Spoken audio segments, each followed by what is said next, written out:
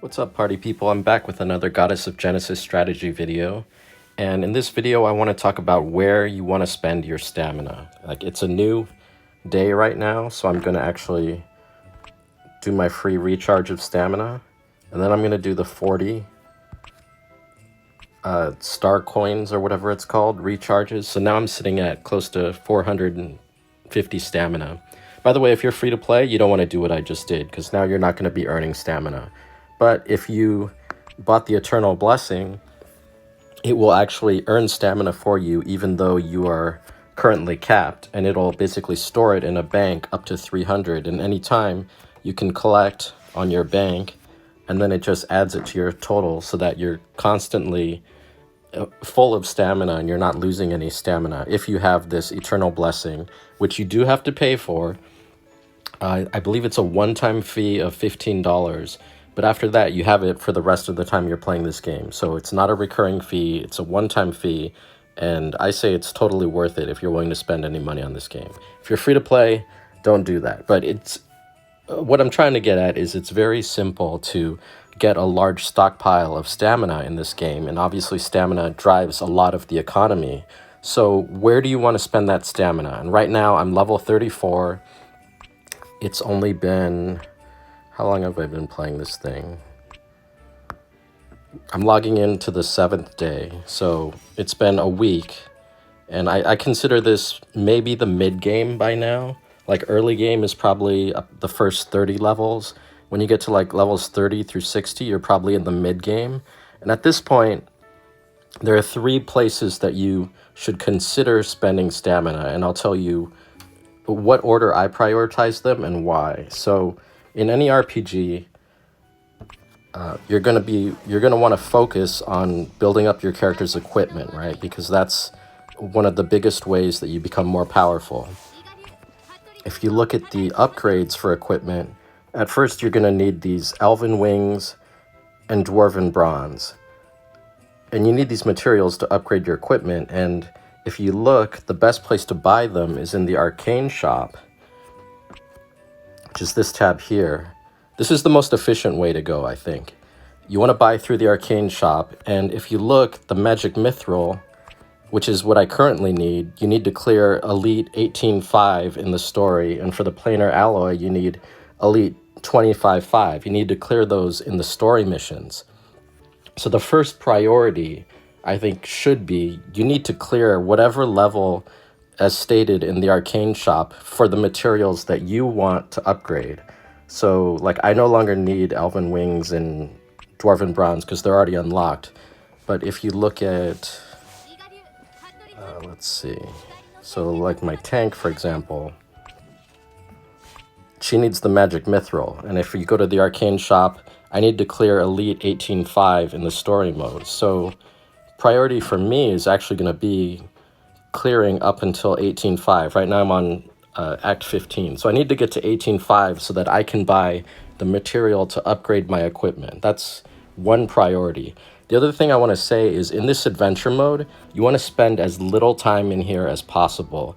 Like, there's these secondary goals. If you click on the missions, like defeat the angel slime within 3 turns and try to get 3 stars, I say don't bother with any of that. Well, the stars you might need to do because you need to get the stars to unlock the next level, but don't worry about getting these, like, you know, mini optional side quests, because what you should do, I think the most efficient way is you should level up till you're super overpowered for the level, and then come back to it later when you're like this hulk of a creature, and you can just like AoE entire waves, and it'll be much faster than trying to struggle at the actual level you're supposed to be. Just come back when you're a monster and you'll breeze through it really fast, and you'll save time and stamina that way. So you do not want to spend a lot of time in an adventure mode, but you do need to progress to the level where it unlocks what you need in the arcane shop.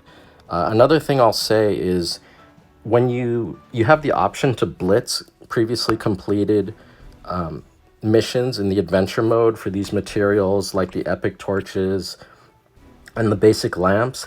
And my advice to you is, do not spend any of your stamina blitzing these levels. It's not worth it. And the reason why is because these items can be purchased at the guild shop. By the way, speaking of the guild, you should definitely join a guild as soon as possible. If you're looking for a guild, I believe we're on the first server. Is it Endless Light or something like that? The Kong Guild does have people. We have room for people to join, and every day you want to contribute something to the guild. Now, the easiest option is going to be contribute gold, right? Because anyone can do that. But I actually recommend doing the Star Stones because your contribution is going to earn you a lot more of these guild points as well as heroic grails. And if you purchase the Goddess Favor, the contribution is even double. And I recommend doing that if you can afford it. If you're free to play, it's fine. But I do recommend going for the Starstone option here because those guild points are really valuable. By the way, these holy heroic grails are super important. This is how you level your character's star levels, similar to the Gates of Fate in Langrisser. And they're very limited, at least in the beginning, on how you can get these. So if you can double the amount of hero grails you get every day by choosing the right option here, I think it's completely worth it.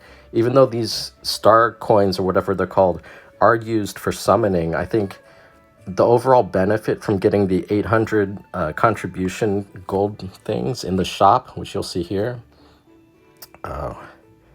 So like those torches, here you can buy a pack of torches. So it's 6 torches at a time of the different colors. And it's only 12 of these guild points or whatever this currency is called. So this is the most efficient way to buy your lamps, your sparks, your torches. Don't bother blitzing in the adventure mode. I think that's a waste of stamina. So priority 1, adventure mode up until you need to unlock whatever is in the shop.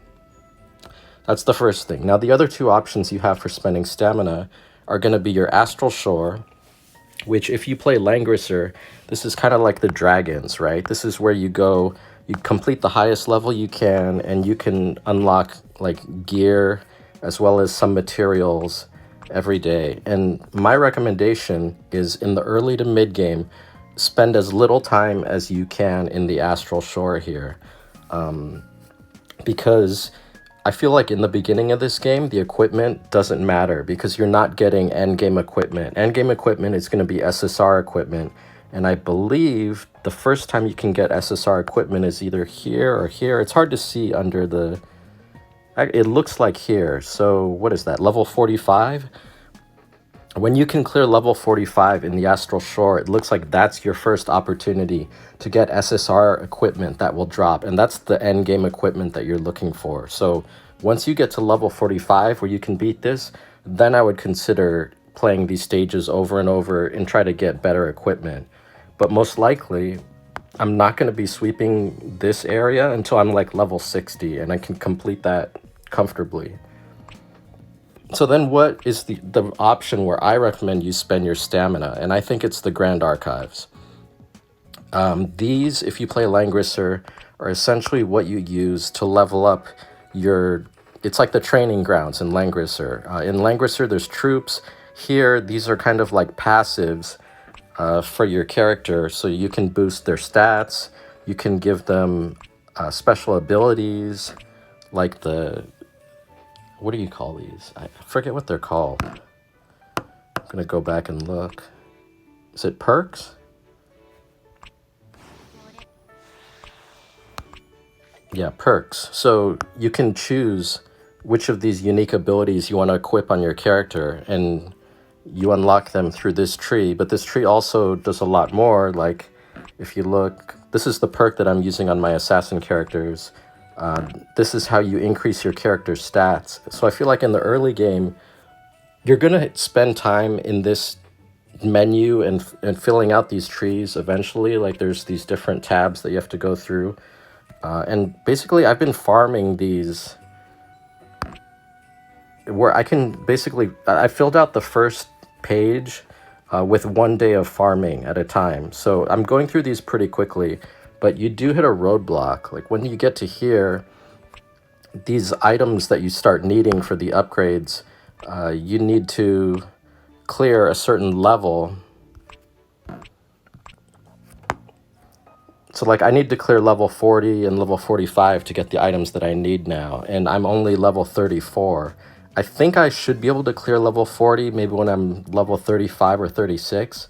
I was able to clear 35 when I was around 31. So I can complete content that's like 4 or 5 levels higher than me, but it's difficult and I can't auto it. So, you know, right now I can just sweep the level 35 and do it automatically. But anyways, I think the reason you want to spend all your stamina in the early to mid game is, you know, these upgrades are going to be for all your characters in the class. So like all my assassins are going to have the upgrades that I'm working on now. So that's a good use of your stamina early on. When you get to the later game where you're starting to get end game equipment, then you may want to consider farming the dragons or what is it, Astral Shore?